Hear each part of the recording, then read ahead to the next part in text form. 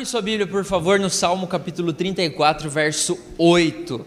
E eu quero que você grave esse versículo hoje no seu coração. Salmo 34, verso 8. É um salmo muito importante.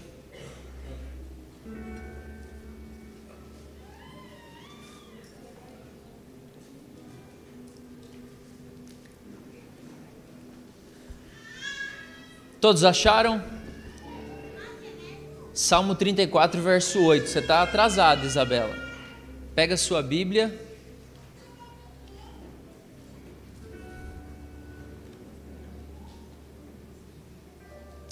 Os irmãos estão me lembrando aqui, que eu estou quebrando o protocolo. Eu esqueci que nós tínhamos combinado que ia ter um momento da oferta. Então vamos ter um momento da oferta. Você vai ter que tocar uma música mais animada. Daí, tá? Vamos ficar de pé, queridos? Por favor. Foi decidido, então eu preciso cumprir.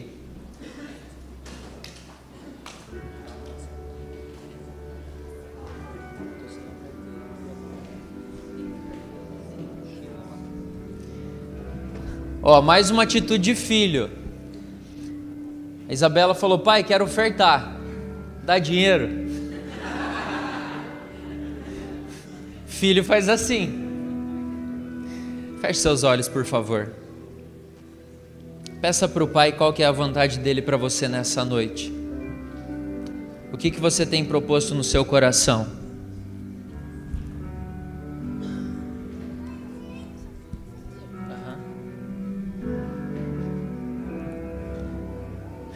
Pede para o Pai qual que é a vontade dele. Sem acusação, sem medo de ser amaldiçoado porque você não está dizimando, mas com confiança de quem conhece o coração do Pai e sabe que tudo que tem pertence a Ele, com um coração grato e disposto a ser movido pela mão do Senhor. Pergunta para Ele qual que é a sua vontade nessa noite. Não por necessidade, não por constrangimento, mas com muita alegria. Obrigado, Pai.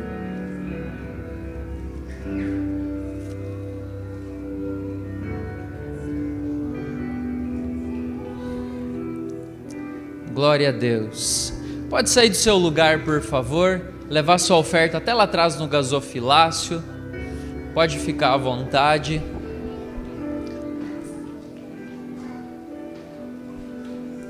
Início do ano agora, em um culto aí, nós vamos falar a respeito de dízimos, ofertas e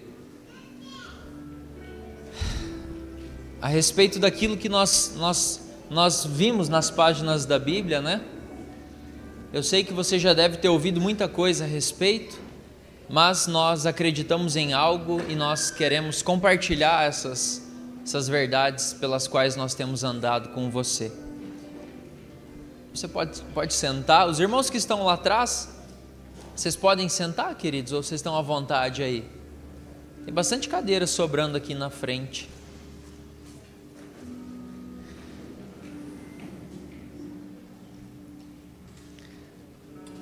Vocês não vão sentar, né? Você que está nos visitando hoje, nós queremos entregar para você um cartão que ele fala um pouco a nosso respeito, e nesse cartão também tem um espaço para você poder colocar seu nome, telefone, algumas informações para que nós possamos entrar em contato se assim você desejar. Então levanta sua mão, por favor, que um voluntário vai chegar até você e vai entregar esse cartão. Pode ficar com a sua mão bem alta e assim que ele te entregar você abaixa. Vamos lá, queridos, não deixe os irmãos cansarem o braço, não.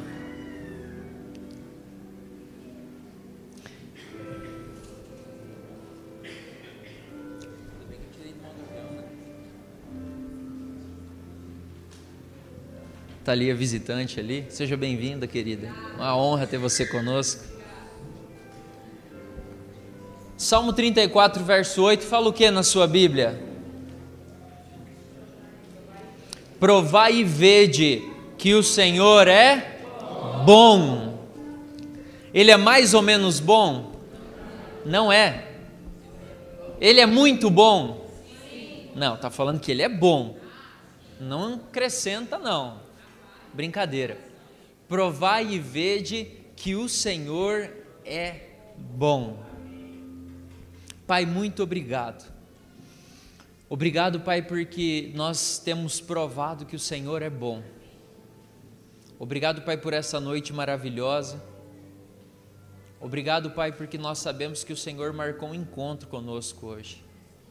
Apesar de o Senhor habitar em nós através do Seu Espírito, nós sabemos que nós encontramos com o Senhor todas as vezes que nós reunimos como igreja, como corpo de Cristo.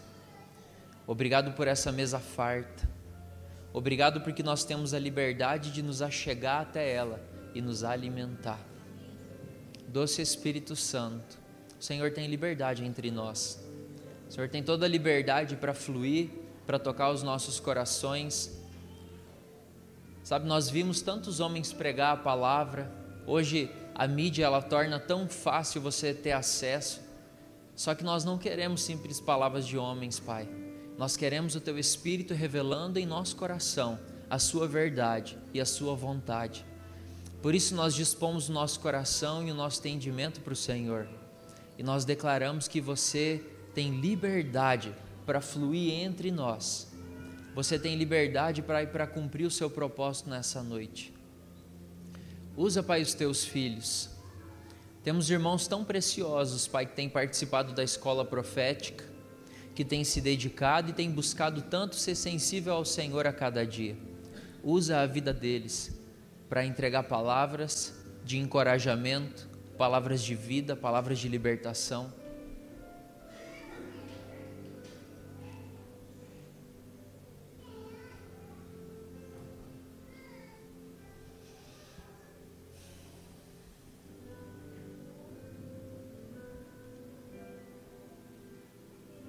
Pai, muito obrigado, porque o Senhor permitiu que Jesus se entregasse naquela cruz. Jesus, obrigado porque foi o Senhor quem morreu por nós.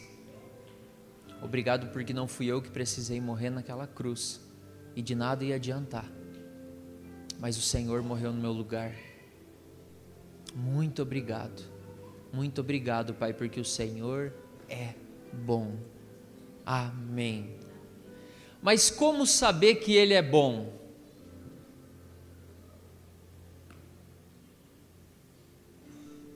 É muito fácil um versículo afirmar que Ele é bom. Ah, está na Bíblia. Está na Bíblia é verdade. Eu concordo com você. Mas eu confesso também que das páginas da Bíblia para uma vida experimental acho que fica melhor. O Senhor é bom, mas minha vida é um desastre. Poxa, só uma forma de saber que Ele é bom, e é provando. Quando você passa lá no Santeu, cadê o Joel? Não está aqui. Quando você passa lá no Santeu e você vê um cheesecake lá na vitrine de frutas de morango, morango é uma delícia. Cheesecake de morango, e aí você olha e fala assim, nossa, que lindo. Aí o Joel fala assim, e é muito bom. Esses dias atrás eu fui comprar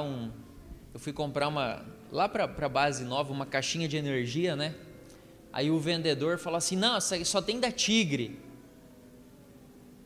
Aí eu falei, você não tem aquela amarela assim, que é Tramontina, né? Que tinha comprado outro dia? Ele falou, não, só tem Tigre. Aí eu peguei a caixa na mão assim, aí tinha uma pecinha de plástico solta lá dentro que estava escrito Tigre, mas a caixa não tinha nada escrito, e era uma caixa meio estranha. Eu falei assim, cara, isso aqui é Tigre mesmo?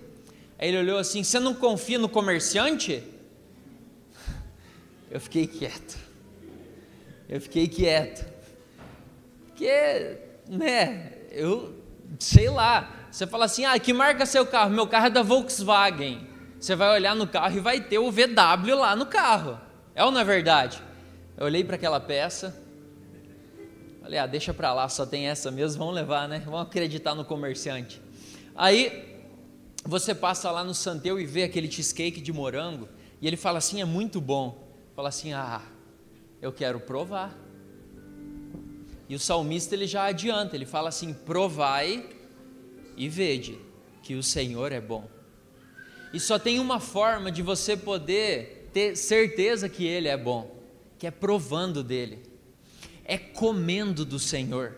Você fala assim, cara, o Daniel bateu válvula hoje, não está certo. É se alimentando dele. Mas de que forma?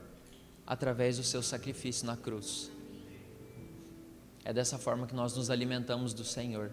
E quando nós provamos dele, nós começamos realmente a entender e nós começamos a experimentar que ele é bom.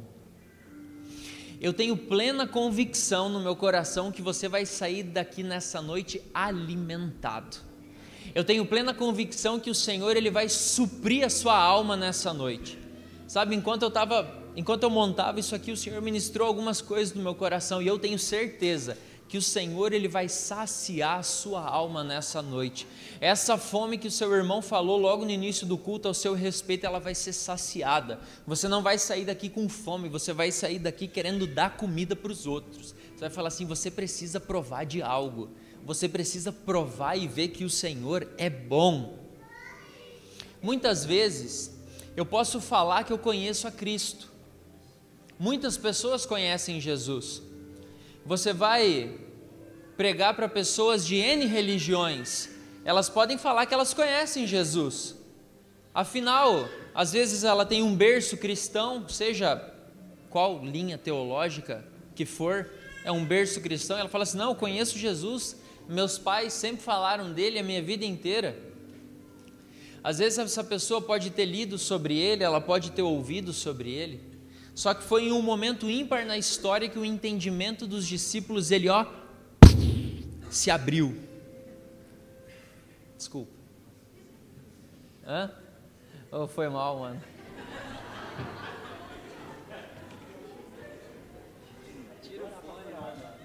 Tem que orar para curar os ouvidos agora do irmão. Você sabe que uma vez, cadê o irmão? Será que ele está aqui? Uma vez eu quebrei a costela de um irmão. É verdade, abracei ele, cadê? Tá aí não, né? Tá aí não? Quebrei a costela dele, dei um abraço e ele não falou, ficou uma semana com a costela quebrada. Aí no outro culto eu fui abraçar ele, não me abrace que tá doendo. Eu falei, o que aconteceu? Aí ele se abriu, não, aquele dia você me abraçou, cara, quebrou minha costela, tô com tanta dor depois. Falei, misericórdia, você tá uma semana inteira sofrendo, vem cá, vamos orar. Aí oramos, ele foi curado, uma semana sofrendo. Né? Que é isso, quebrar a costela do irmão, pai do Diogo. Tá melhor, mano? Sabe, nós podemos falar que nós conhecemos Jesus, porque nós ouvimos falar de Jesus, porque nós lemos sobre Jesus, só que tem um momento na história que ele abriu a mente dos discípulos, que ele abriu o entendimento dos discípulos, e eles viram realmente que, cara, Jesus está aqui conosco. Foi lá em Lucas capítulo 24, lá conta a história de dois discípulos que eles estavam a caminho de uma cidade chamada Emaús. Era uma cidade que tinha mais ou menos uns 12 quilômetros de distância de Jerusalém. E o palco dessa história ele é muito interessante, porque Jesus ele tinha acabado de ser crucificado. Imagina como que estava a cabeça e o coração dos discípulos. Eles estavam sendo perseguidos por andar com Jesus. Eles estavam realmente sofrendo perseguição. Eles estavam sofrendo com o fato de aquele que era para ser o salvador dos judeus, aquele que vinha para libertar Israel dos seus inimigos, o cara que era para ter vindo num cavalo branco montado, cheio de glória, cheio de esplendor, o cara chega em Jerusalém montando um jumento. E aí pega e morre na cruz, que era a pior morte que existia na época. O cara que fosse pendurado na cruz, ele era amaldiçoado. Imagina a cabeça do povo. Ele fala assim, não, ele é massa, ele está fazendo milagre, está expulsando o demônio, está curando enfermo, os mortos vivem, os coxos andam, tal, e o camarada morre.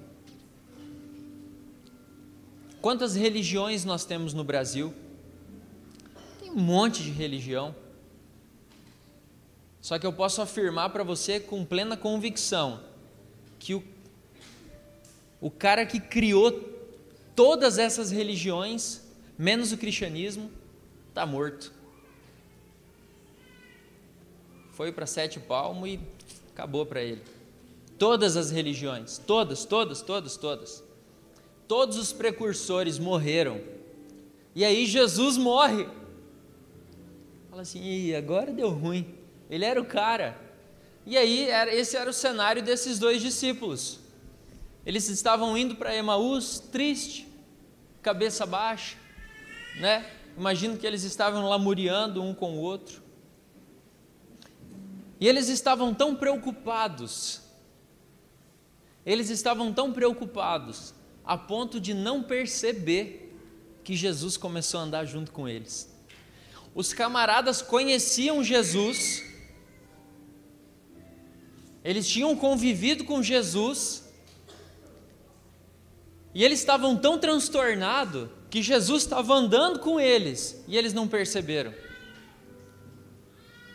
Aí você fala assim, mas Jesus devia... Eu acredito que, imagina, hoje eu estou aqui, aí fui para casa e morri. Aí imagina eu aqui amanhã à noite, você vai falar, não é o Daniel, ou é assombração ou é outra pessoa, né? O Daniel morreu ontem, acredito que eles devem ter pensado isso, né? Não, esse cara não deve ser Jesus, Jesus morreu, né? Já faz mais de 3 dias que ele está morto. E eles não perceberam que era Jesus que estava ali do lado deles. Eu confesso para você que nós passamos por tantas coisas na vida, que às vezes até ocorre no nosso pensamento. Será que eu estou sozinho nessa? Sabe, ou às vezes pode ser que Jesus ele não se apresente da maneira como nós esperávamos que ele ia se apresentar na nossa situação. Às vezes fala assim, agora vai ser a entrada triunfal, Jesus vai entrar quebrando tudo e vai falar assim, não, era só um sonho. E às vezes não acontece. E essas situações elas nos levam a acreditar às vezes que nós podemos estar sozinhos nessa. Fala assim, agora deu ruim. Agora acho que é só eu e eu, né? E é curioso que esses dois homens eles começam a dialogar com Jesus. E eles começam a questionar Jesus, falando para ele, olha, será que você é o único que estando em Jerusalém nesses dias, ignora o que aconteceu? Que loucura isso! Os caras conheciam Jesus, eles estavam do lado de Jesus, e aí eles questionam Camilo. Falam, cara, todo mundo está sabendo que Jesus morreu. Será que é só você que não sabe? Vamos abrir lá, Lucas capítulo 24, verso 19.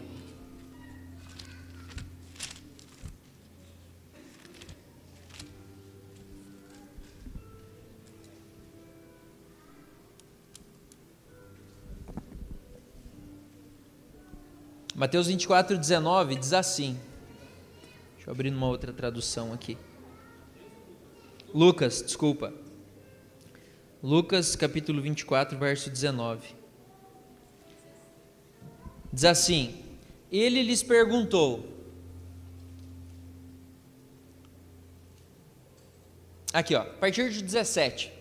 Então lhes perguntou Jesus, ó a loucura, que é isso que vos preocupa e de que ides tratando à medida que caminhais? E eles pararam entristecidos.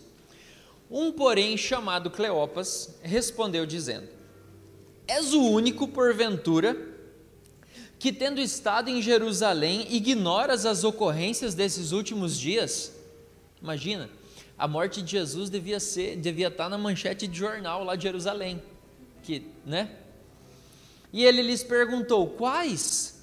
E eles explicaram, o que aconteceu a Jesus, o Nazareno, que era varão profeta, poderoso em obras e palavras, diante de Deus e de todo o povo, e como os principais sacerdotes e as nossas autoridades o entregaram para ser condenado à morte e o crucificaram. Ora, nós esperávamos que fosse ele quem havia de redimir a Israel, mas depois de tudo isso, e já é este o terceiro dia, desde que tais coisas sucederam.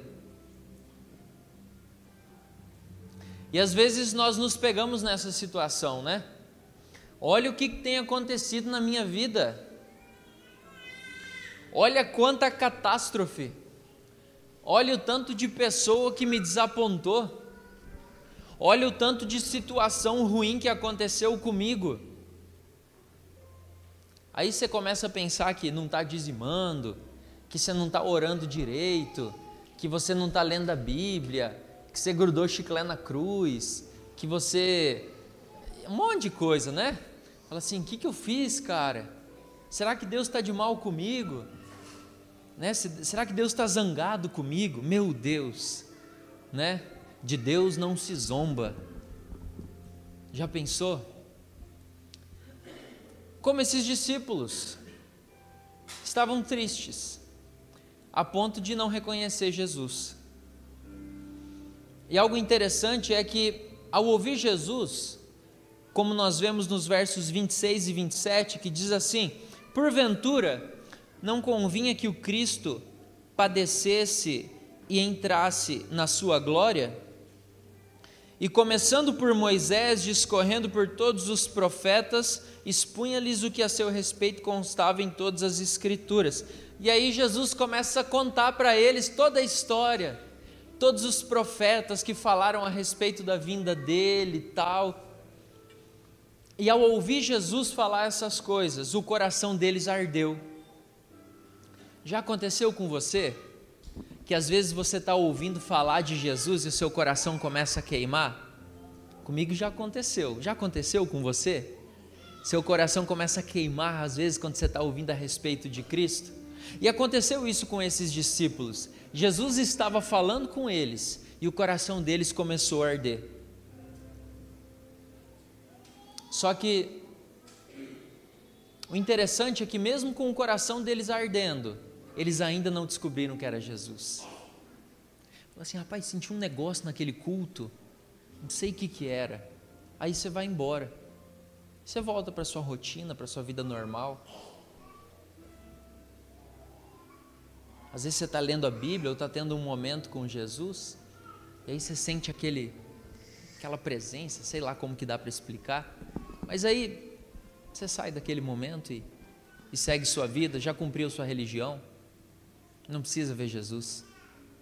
Só que eu quero falar algo para você, nós precisamos ir mais fundo, porque chega um momento da nossa vida que o simples sentir o coração arder, ele não resolve. O simples sentir o coração arder, ele não nos serve mais como combustível para ir além, e nós precisamos ir mais profundo. E é no verso 30 que diz assim: e aconteceu que, verso 29, mas eles o constrangeram dizendo, fica conosco, Jesus. Você já falou isso para Jesus? Eu sei que parece loucura, porque Ele habita em nós, mas eu confesso que eu já falei. Você já falou para Ele? Fala, fica comigo mais um pouco, Jesus. Esse momento está tão gostoso. Já falou, filha? Esse momento está tão gostoso, um momento de uma intimidade tão profunda. Aí você fala assim, Jesus, fica mais um pouquinho. E aí Jesus fala para esses dois discípulos, olha, eu vou seguir caminho. E aí eles constrangeram. Como será que a gente constrange Jesus? Eles constrangeram Jesus, dizendo, fica conosco, porque é tarde e o dia já declina. E aí o que Jesus fez? Falou assim, não, vou embora, falei que eu vou embora. Não. Jesus entrou para ficar com eles. Eu lembro daquela passagem que diz assim, eis que estou à porta e bato. E no verso 30 diz assim, aconteceu que quando estavam à mesa, tomando ele o pão, e esse aqui acho que é o versículo mais importante de toda essa passagem, abençoou e tendo partido lhes deu. Verso 31, então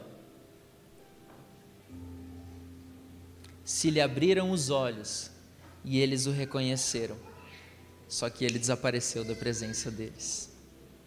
E o momento que Jesus, ele está com aqueles dois discípulos, e ele parte o pão, faz com que os olhos deles se abram, eles falam, cara, é Jesus, porque ele já tinha nos ensinado.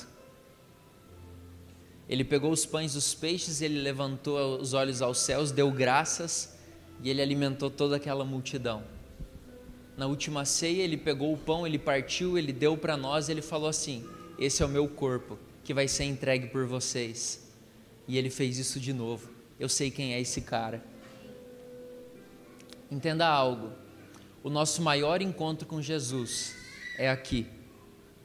Não aqui na base, não na reunião com os irmãos. Nosso maior encontro com Jesus é no altar do sacrifício.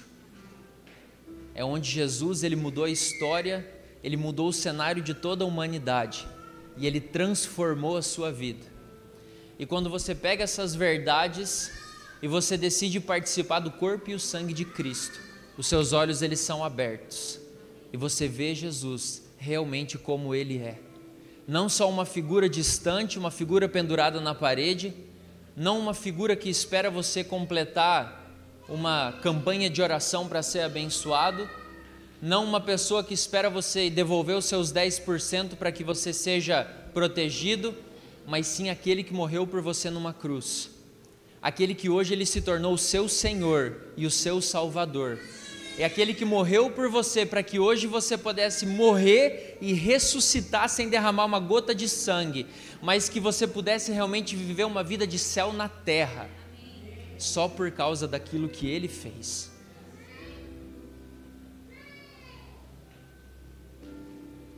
A ceia para nós, ela não representa somente a salvação. A ceia para nós ela é a garantia de que Jesus, Ele não veio sozinho, mas Ele trouxe o reino dEle junto com Ele. E aquele reino que Ele tinha implantado dentro de nós desde o nascimento, Ele fala assim: agora vocês podem viver, e agora vocês podem manifestar esse reino, porque o meu corpo e o meu sangue entregue naquela cruz, faz com que isso seja possível, não por vocês, mas por mim, porque toda essa história, todo esse cenário, ele não é sobre vocês, ele é por mim, porque Jesus ele fala assim, que quando eu for levantado, quando eu for pendurado no madeiro, eu atrairei muitos a mim, tudo é a respeito dele. E o desejo do coração do Pai hoje é que você tenha realmente os seus olhos abertos, e que você entenda o significado tão profundo do partir o pão. Nós temos um costume na nossa vida, e mesmo que inconsciente, nós fazemos ele. E isso é tão sério. Sabe qual que é o nosso costume? Construir altares. Quem aqui já construiu um altar? Você vai entender por que eu estou falando isso. Todos nós fazemos isso. E esses altares eles servem para nós como memoriais. E isso é normal. Não ache que isso é loucura da sua cabeça. Isso é normal. Seu inconsciente ele faz isso para proteger você muitas vezes de coisas nocivas à sua vida. Pessoas, né, é moda falar sobre pessoas tóxicas. Pessoas que fazem mal para você, pessoas que te ofenderam, pessoas que te magoaram. E você vai criando altares na sua vida, pessoas que de alguma forma influenciaram você de uma forma errada. E você vai criando altares. Em situações boas ou ruins. Tem um altar muito legal que nós criamos, é falar assim,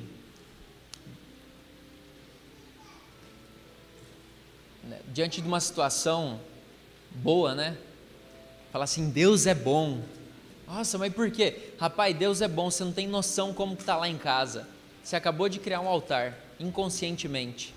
Porque se aquela situação mudar, você corre um sério risco de achar que Ele não é mais bom.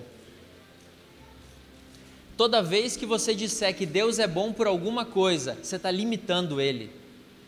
Porque Ele é muito melhor do que você imagina.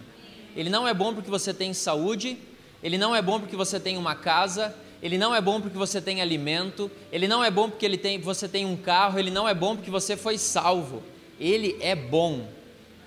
É isso que define quem Ele é. A Bíblia não fala assim, provai e vede que Deus é bom porque... Não existe porquê. Só fala assim, cara, Ele é bom, você precisa provar. Então até em momentos bons às vezes nós criamos certos altares na nossa vida. E nós começamos a nos relacionar com as pessoas ou até com Deus através deles. Mas por que um altar? É porque um altar ele exige atenção e ele exige adoração. O altar, não sei se você já foi, não sei se eu posso usar essa expressão, deixa pra lá.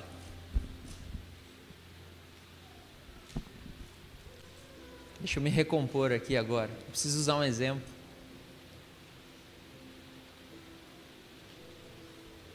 Esses dias atrás eu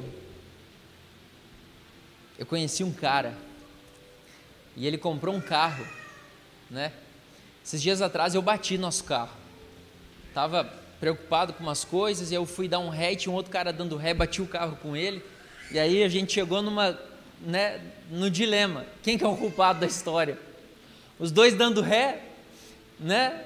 Ele falou, amassou o seu? Eu falei, acho que não. E o seu? Eu falei, o meu tá sujo. Então tá bom, então vai cada um pro seu lado. Aí eu falei pra Jace, ano que vem a gente resolve isso aí, esse ano não tem tempo não. E aí eu conheci um cara essa semana e aí ele comprou um carro e o carro ele tinha alguns sinais tão mínimos. E eu confesso assim que eu não vou tocar pedra em você porque eu também já fui assim. Mas eu falei, cara, sério que você consegue se preocupar com isso? Nossa, confesso para você que nesses dias não estou tendo tempo não de preocupar com o risco do carro. Ele falou, não, meus carros eles têm que ser impecáveis, vou mandar fazer isso e aquilo, tem que pintar tal coisa, está vendo isso aqui? Não, isso aqui tem que consertar, você está louco? Aí tinha um corte na porta do carro, assim, no estofamento, um cortezinho, ele falou, não, isso aqui eu vou ter que trocar. Eu falei, meu Deus, que altar é esse? Jesus amado, o carro para mim é para usar, quando não dá mais a gente compra outro e segue viagem. E o povo de Israel, eles conheciam muito bem a respeito desse assunto, eles tinham muitos altares, em todos os lugares por onde eles andavam, lá no deserto, eles construíam um altar para poder adorar a Deus, fazer holocaustos, fazer sacrifícios, entregar ofertas. E eles tinham altares para quando eles estavam servindo a Deus, só que eles tinham altares também para quando eles se desviavam de Deus. E eles ofertavam e eles faziam holocaustos e sacrifícios também para deuses estranhos. Então eles são um povo muito craque em altar, confesso para vocês. Nós aprendemos isso com eles. Só que nós não temos esse costume. Nós não temos o costume de construir altares para fazer holocaustos e sacrifícios. Nós não temos altares físicos, mas muitas vezes nós fazemos altares em nosso coração. O altar do medo, por exemplo. E aí toda decisão que você vai tomar, você vai lá e consulta o Deus que está sobre esse altar, o Deus do medo. Eu já fui traído uma vez, eu já fali uma vez, já fui enganado uma vez, eu já fui ofendido uma vez, eu já fiquei doente uma vez. Sai da chuva que você vai gripar, menino.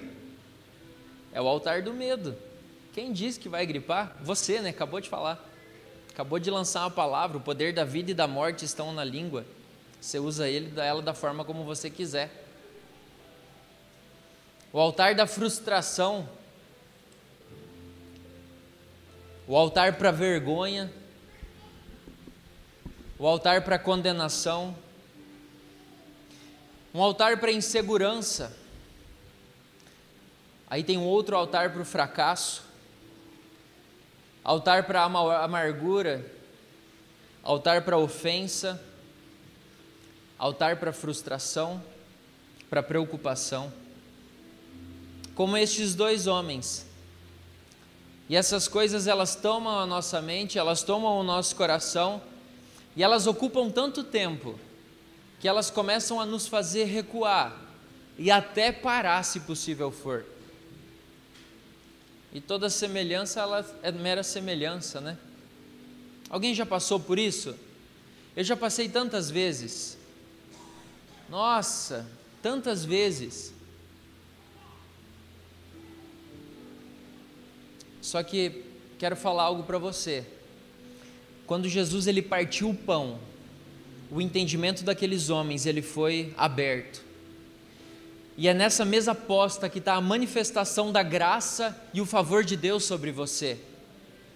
Porque quando você participa do corpo e do sangue de Cristo, quando você toma consciência e você declara as verdades do Evangelho, você declara as verdades a respeito do sacrifício de Jesus naquela cruz, o seu entendimento ele é aberto e a sua vida é transformada, porque aí só há lugar para um altar na sua vida, e não é do medo, não é da frustração, não é da insegurança, não é do fracasso, não é da vergonha, mas é o altar de Jesus, porque é Ele que é o nosso Senhor. E sempre que nós temos um Senhor na nossa vida, é Ele que nós consultamos. Você sabe que nós temos muita liberdade em Cristo, mas às vezes nós esquecemos que nós somos escravos da cruz de Cristo, porque Ele é o nosso Senhor. Nós não somos senhores da nossa vida, Ele é o nosso Senhor.